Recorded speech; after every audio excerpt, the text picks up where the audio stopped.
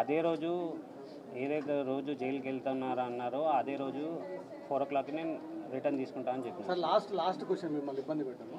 థియేటర్లో ఆ రోజు ఏం జరిగింది, మీరు ఎక్కడున్నారు, తొక్కిసలాట జరిగిందా, మిమ్మల్ని ఎవరో నెట్టేశారా, అది ఒక్కటి క్లారిటీ.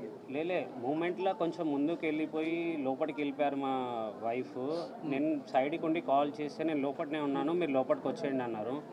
అదే ఇక తర్వాత లోపలికి వెళ్ళినాక నేను సర్చ్ చేసిన, ఇక్కడ దొరకకపోతే మా పాపను డ్రాప్ చేసి వచ్చే వరకు అక్కడ ఈ ఇన్సిడెంట్ అయిందని పోలీస్ వాళ్ళు చూపిస్తే నాకు తెలిసింది. పబ్లిక్ దొక్కారా, అల్లు అర్జున్ బౌన్సర్లు మిమ్మల్ని నెట్టేసడంతో అది లోపల ఏమైందో మీరెంత వీడియో చూసారు, నేను అంతే వీడియో చూసినాను సార్. లోపల ఏమైంది అనేది నాకు కూడా క్లారిటీ లేదు.